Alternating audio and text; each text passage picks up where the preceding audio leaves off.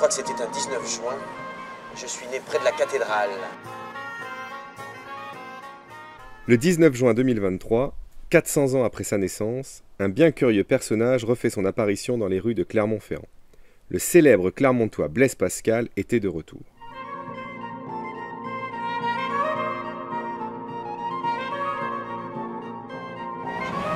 J'étais perdu dans mes pensées. Poisson chaud.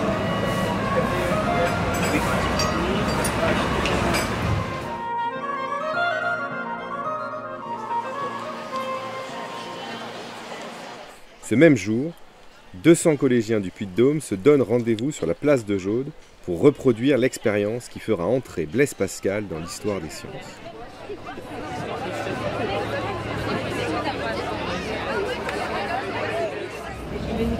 Aujourd'hui, vous allez faire une expérience extraordinaire. L'expérience du vide qui m'a permis de donner mon nom à la mesure de la pression qui s'exprime en Pascal. Tout le monde sait ce que c'est la pression atmosphérique, tout le monde a révisé. Parce qu'il y a un contrôle en haut du Puy-de-Dôme, je vous préviens. C'est alors que j'ai eu une idée de Clermontois, c'est-à-dire une idée de génie. J'ai eu une idée de Clermontois parce que je savais, en ayant vécu à Clermont, et alors qu'une partie de ma famille était encore à Clermont, notamment ma sœur Gilberte avec son mari, Florin Perrier, eh bien j'ai eu l'idée de les faire monter au sommet du Puy-de-Dôme. Si la pression de l'air existe, j'ai en effet pensé qu'elle devait être plus grande au pied de la montagne qu'en haut de la montagne. Pourquoi? La hauteur? Mais alors la hauteur de quoi? La hauteur de la montagne? Qu'est-ce qu'elle fait la hauteur de la montagne? Tu brûles? Il y a une plus grande masse d'air au-dessus de nous à Clermont que si on est au sommet du Puy-de-Dôme. Pour s'en convaincre, les élèves réalisent une première mesure de pression au niveau de la place de Jaude. Alors il paraît que vous êtes tous dotés de cette nouvelle machine. Et je vous propose de regarder la pression ici tout de suite. Elle est en ce moment même, dites-moi si vous êtes d'accord, de 967 hectopascales. On est d'accord?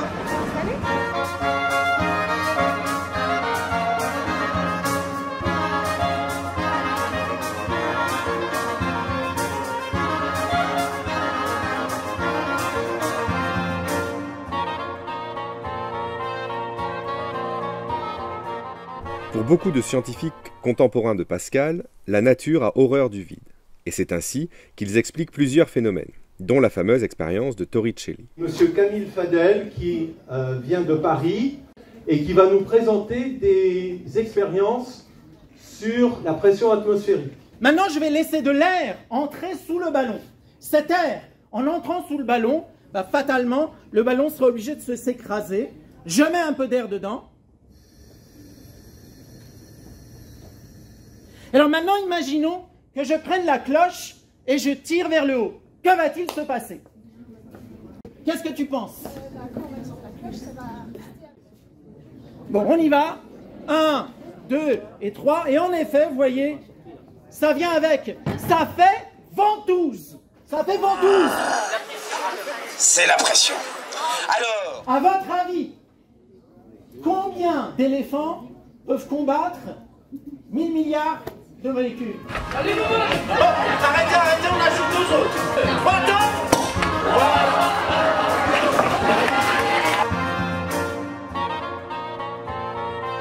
Alors maintenant la question est, pourquoi est-ce que l'eau ne descend pas dans la bouteille? alors Torricelli se demande pourquoi ce mercure ne tombe pas dans le récipient.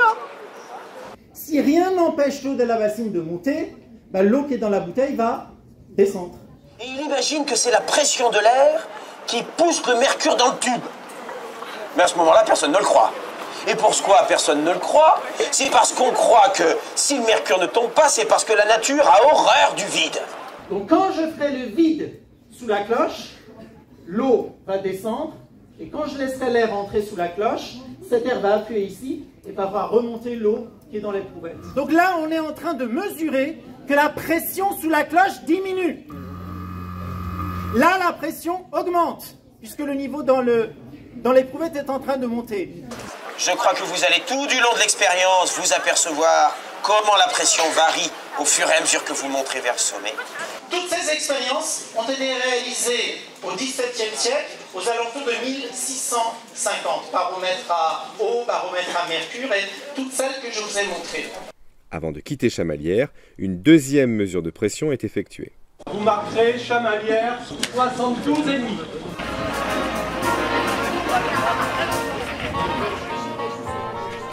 À Royat, après avoir été accueillis par le maire de la commune, les élèves réalisent à l'avancée une troisième mesure de pression. Hectopascal. C'est bon? 949 hectopascal. En route pour la Fond-de-l'Arbre, sur la commune d'Orsine, où les collégiens sont attendus par monsieur le maire et les pompiers de la commune pour réaliser une expérience extraordinaire. Un fût métallique est partiellement rempli d'eau qui est portée à ébullition. Je confirme la présence de vapeur. On arrête le chauffage, on referme le fût. Ainsi, de la vapeur d'eau va remplir le bidon. Avec une lance à incendie, le pompier asperge d'eau froide le bidon. Ainsi, la température à l'intérieur baisse, la vapeur d'eau se condense et la pression diminue. La pression atmosphérique à l'extérieur restant, elle, inchangée, c'est l'implosion du bidon.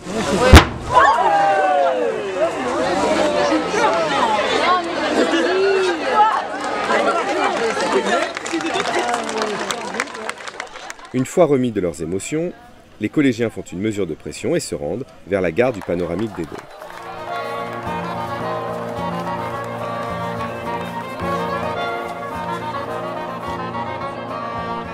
Après un déjeuner bien mérité, ils empruntent le Panoramique des Dômes.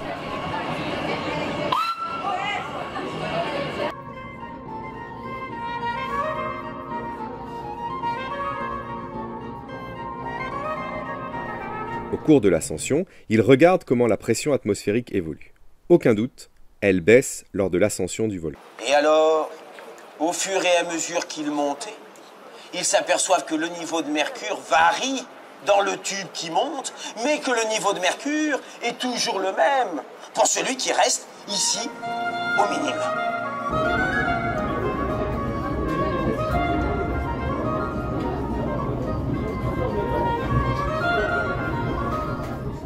Une fois arrivés à 1465 mètres d'altitude, plusieurs ateliers attendent les collégiens. La découverte de la pression atmosphérique avec Alexandre Letor de Météo Verne. Pour qu'on ait un nuage qui se forme, il faut que l'air qui monte soit plutôt chaud et du coup que ça rencontre de l'air froid au-dessus. D'accord? Alors voilà. Du coup on va regarder un petit peu les nuages. Si vous regardez bien, le gros nuage gris au-dessus de nous là, qui vient de se former il n'y a pas longtemps, là-dedans, si vous imaginons que vous arrivez à voler, même un parapente arrive là-dedans, normalement il n'a pas le droit et puis c'est dangereux, d'accord? Mais s'il passe là-dedans, qu'est-ce qui va se passer? Qu'est-ce que vous allez avoir sur vous? On est sur une quarantaine de kilomètres, on a un alignement pratiquement parfait de 80 volcans. Ces 80 volcans, on va les appeler la chaîne des puits. Sur ces 80 volcans, vous pouvez regarder derrière moi, hein, vous en aurez ces deux exemples. Quels sont les deux types de volcans qu'on a sous nos yeux là, qu'on peut évoquer? Quand vous avez un parapente, vous allez voir après le parapente, il peut voler parce que du coup il y a de l'air chaud qui va monter le long des pentes du Puy de Dôme. Donc nous on va simuler comme si on avait du coup une journée d'été dans la bouteille. Vous allez voir ce qui se passe.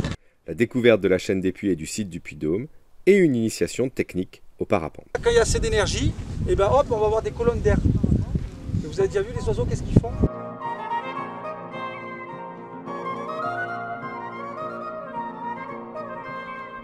Un parapente, ça ne fait que descendre tout le temps. Ça a été créé pour que ça descende tout le temps, donc ça descend à 1 mètre seconde. Et maintenant, on fait des voiles où on peut rester jusqu'à 7 heures en l'air, 8 heures, on fait 200, 400, 600 km avec une voile. Après une journée d'expérience, les collégiens ont bien démontré que la pression diminuait avec l'altitude, et ce, même en 2023. Et cette expérience est essentielle pour comprendre le monde dans lequel nous vivons.